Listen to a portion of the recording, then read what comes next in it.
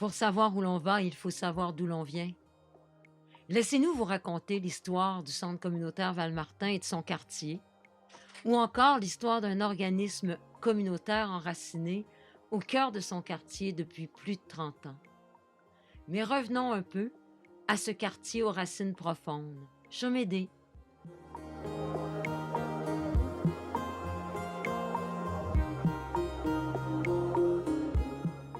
Au début du siècle, en 1915, il devient la municipalité de la Barre-à-Plouffe, puis la cité de Chomédé. Finalement, le 24 mars 1961, Chomédé devient un quartier de Laval.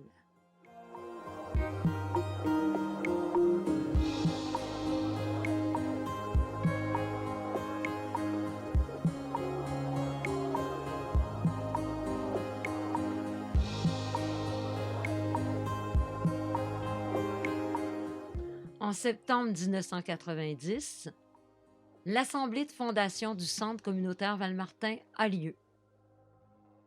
En 1991, soit le 18 mars 1991, Gilles Lapierre, qui est alors directeur de la Société de gestion immobilière et qui est responsable des immeubles Val-Martin, libère un budget destiné à l'agrandissement d'un stationnement pour embaucher une personne responsable de la mise en place des services et des activités. Cette personne, c'était moi, travailleuse sociale de formation, mais plus important encore, une fille qui a grandi dans ce quartier et qui connaissait les gens, non pas à partir de leur manque, mais de leur force et de leurs ressources. Et c'est ainsi qu'avec eux, nous avons mis en place et jeté les bases de ce que deviendront aujourd'hui le Journal Vivre, la Maison de la famille, la Maison des jeunes et le projet Ça clique. Mais revenons en arrière. Dans les premiers mois, se sont mis en place et très rapidement les déjeuners ensoleillés, le Journal Vivre ensemble, les jardins communautaires, de la relation d'aide individuelle, un centre de documentation. Et en automne 1991, nous avions déjà une première programmation dans le Journal Vivre. Ce fut le début de nombreuses activités qui encore aujourd'hui, 30 ans plus tard, sont encore présentes et pertinentes, même si leur forme ou le nom est différent. Que ce soit le groupe Entre femmes, des dîners-causeries, des ateliers pour les parents et les enfants, les bouts de chou, une prématernelle pour les enfants de 4 à 5 ans, ou encore les butineuses, un groupe d'artisanat pour les personnes âgées. Nous avons écouté et mis en place à partir des réalités et des besoins qui étaient nommés. 30 ans plus tard, force est de constater que cela nous a bien réussi, puisque c'est toute une communauté qui s'est impliquée et mise en action.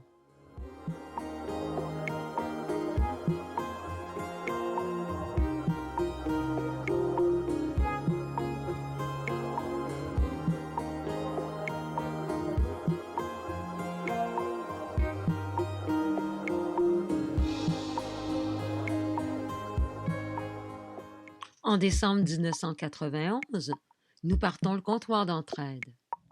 À cette époque, il n'y avait pas de commerce de vêtements de seconde main dans ce quartier ouvrier qui en avait bien besoin. Le comptoir d'entraide a vu le jour suite au bazar que nous avons tenu au sous-sol de l'église Saint-Pédis. Ce premier autofinancement nous a permis de mettre en place les prémices du programme d'aide à la famille, le PAC, devenu maintenant la Maison de la famille. En quelques mois, nous avions une halte garderie pour plusieurs groupes d'âge, des activités pour les parents, allant de cuisine collective à des groupes sur les compétences parentales, et des dizaines de parents impliqués sur des comités pour préparer les fêtes, les sorties et participer à l'ensemble des projets collectifs. 1992, ce sont les débuts du local ado, l'ancêtre de la maison de jeunes. Pour donner suite à des actes de vandalisme dans le quartier, à d'autres méfaits commis par les ados, les jeunes nous lancent des messages et des adultes du quartier amoureux des jeunes, les reçoivent 5 sur 5. Ils vont camper avec les jeunes au parc d'Oka et ensemble mettent en place les premières activités du local ado.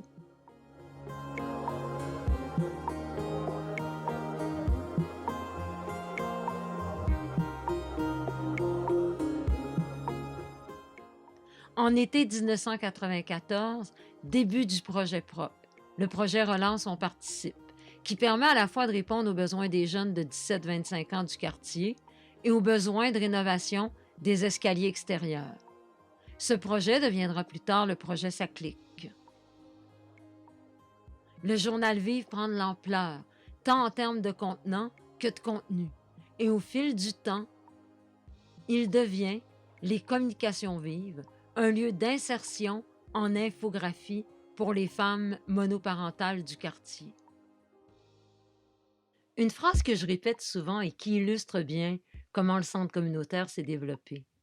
Nous n'avons rien inventé. Nous avons écouté et mis en place avec les gens à partir de leur réalité et de leurs besoins.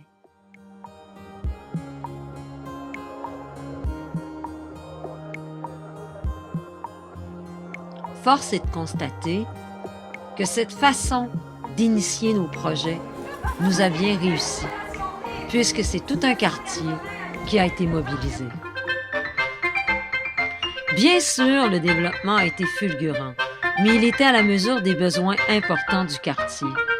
Ce n'est pas un hasard si nous avons eu une mobilisation aussi extraordinaire. Il faut prendre en compte le fait que de 1991 à 1996, nous étions les seuls acteurs sociaux dans ce quartier. Voilà pourquoi nous avons mis en place du travail de rue, du dépannage alimentaire, des paniers de Noël, un projet pour les jeunes décrocheurs. Tout était une réponse à des besoins, à des cris du cœur de la population. Aujourd'hui encore, nous sommes extrêmement fiers de ces premières années effervescentes où nous avons jeté les bases d'une tradition riche d'accueil, d'entraide, d'implication, de participation citoyenne qui encore aujourd'hui est la force du CCVM.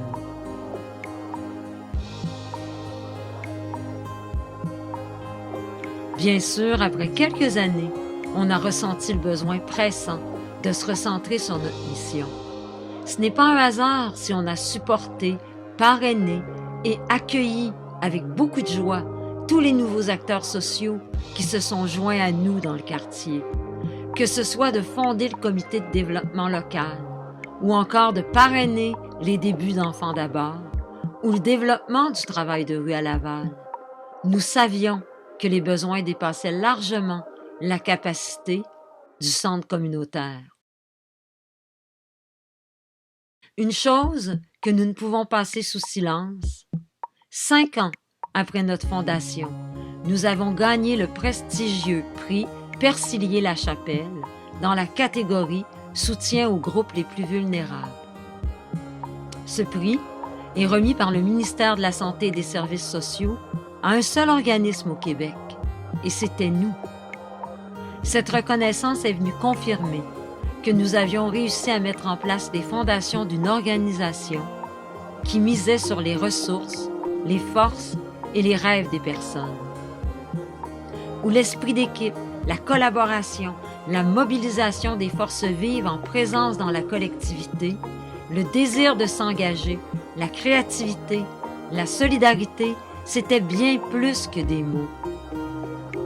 Ce qui est touchant, c'est que 30 ans plus tard, ce sont exactement les mêmes valeurs qui guident notre action au quotidien. Nous avons été, et nous le sommes toujours, une maison ouverte à toute la famille, du plus petit au plus grand. Une maison accueillante, un lieu de rassemblement, de continuité et d'ancrage quand tout bouge trop vite et se transforme autour de soi.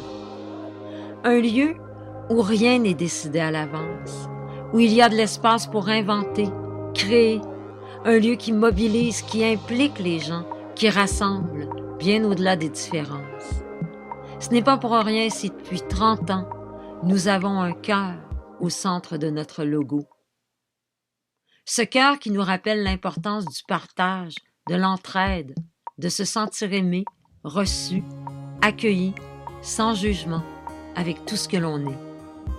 C'est ce que l'on a été et c'est ce que nous sommes encore aujourd'hui au Centre communautaire Val-Martin. Ce qui constitue une communauté, ce n'est pas de parler la même langue ou d'appartenir à une même origine ethnique. C'est d'avoir fait ensemble de grandes choses et de vouloir en faire encore dans l'avenir. Et cette volonté nous a portés et nous porte toujours. Comme directrice et comme fondatrice du Centre communautaire Val-Martin, en revisitant nos débuts, en étant présente actuellement et en portant des projets d'avenir à la hauteur des besoins et des nombreux enjeux de ce quartier, je ne peux être qu'extrêmement fière de la contribution du CCVM au développement social de toute une collectivité.